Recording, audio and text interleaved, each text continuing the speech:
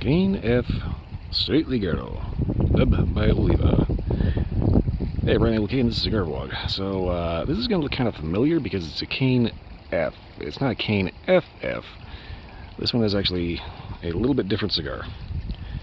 Similar line, but as you can see, one less F and it says Straight Ligero. So for anybody that doesn't know what Ligero is, it's a type of tobacco which usually doesn't burn particularly well, but is known for being a little potent on the nicotine. So here's hoping I don't end up yakking in the grass because of this. So anyway, go ahead and get this cut. Took a little too long to get this video started because it's almost like nobody has anything better to do with it. Everything's all locked up and called in sick for 2 weeks. Like that. Ooh, careful.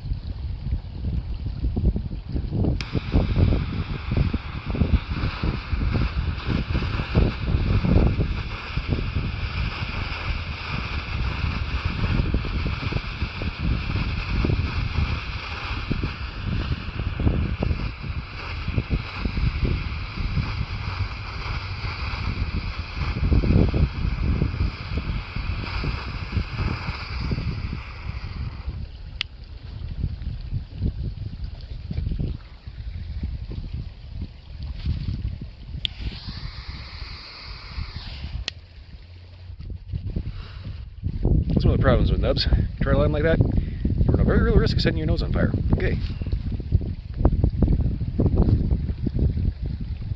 Right from the get-go. Cedar. Nice clean tobacco flavor.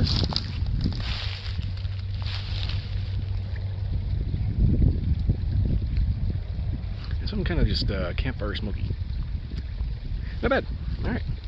So I'm going to go ahead and smoke this down an inch and hopefully not just get mobbed by all the weirdos that don't have anything better to do during the day. Yeah, it's been kind of a weird week. Okay, so we're going about an inch or so in. So far flavors have been, well, they woke up a little bit. They have been really peppery spicy. A slight sweet, clean tobacco, and the occasional bit of earthiness.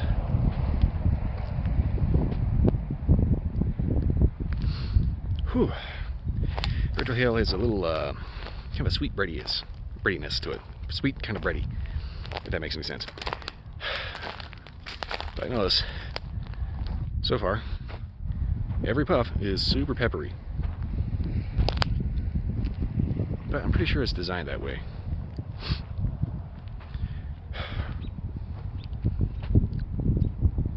Thankfully though, I'm not noticing any super massive nicotine hit, so at least not yet. But I think that Ligero may end up being what contributes more to the pepperiness of this particular cigar.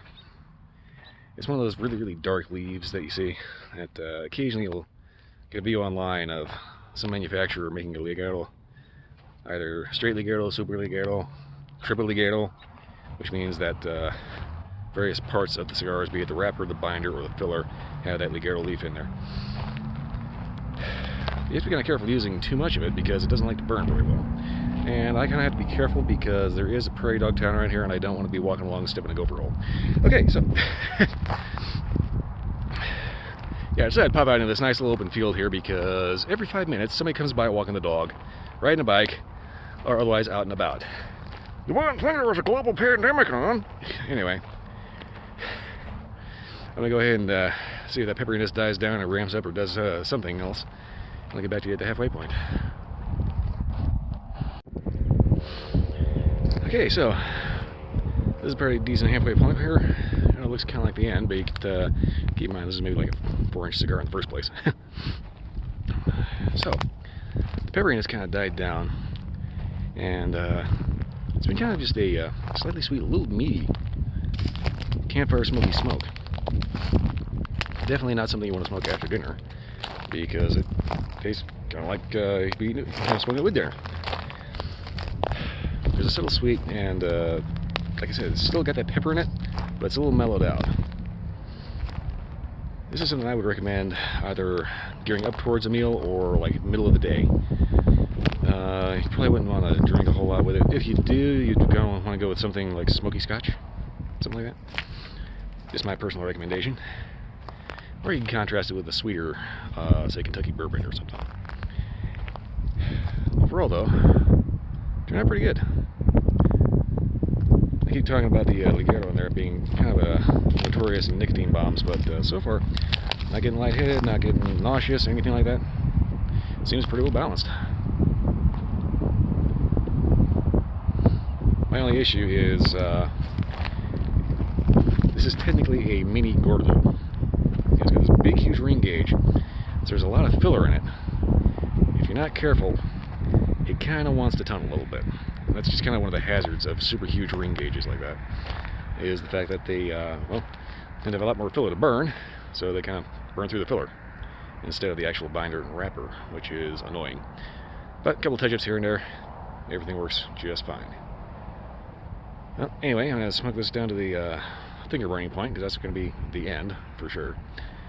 And hopefully, I end up getting mauled by a rabid prairie dog. Alright, see you at the end. Okie doke. Figuring out here's a pretty good point to end this, because the flavor's starting to wash out. So, flavors of this have been pretty consistent throughout most of the actual cigar. And it's a nub, so that's kind of, you know, par for the course. Not a big shock there. What was kind of interesting, though, was that the pepperiness that it started off with kind of mellowed out. It stayed there and present throughout most of the actual smoke time. But overall, it started off super peppery, then kind of mellowed out and had this kind of peppery, meaty kind of body to it, with a subtle sweet and a clean tobacco. Definitely something you want to smoke at like a cookout, because you're going to have a little bit of a complementing aromas from, you know, smells of grills going, things like that. Definitely not something you want to smoke after dinner, because it's just not that flavor. Of course, if you're like me, you'll probably end up stepping out 2 in the morning because you're bored. Anyway, one of the peculiar things about these little nubs is that they are short, stubby little Gordos, but you'll smoke these things for like 2 hours. They're kind of nuts in that regard. Overall, though, if you're into less sweet cigars, definitely this would be right up your alley. There's a lot of sticks and stuff on the ground here. But anyway, there's not much else to say about it. Is it worth the price of admission? I'd say so. If you can get them in a 5-pack as part of a sampler for something else, then yeah, they're definitely worth the money. I don't know if I'd actually go out and buy a whole box of them, because they can get a little pricey, but they are definitely worth it if you're going to throw that much money at them. Anyway, that's pretty much all I got about this. Here, I got like all kinds of sticks trying to wrap around my toes. Anyway, yeah, not much else to say. If you like this review or any other review, like, subscribe, leave me a comment, let me know if you had a different experience. Don't forget to catch my Twitch stream Sundays and Wednesday nights, midnight to 2 a.m. If you can't catch the live broadcast, they're usually up for about like 2 weeks afterwards. Alright, that's all I got. I'll see you next time.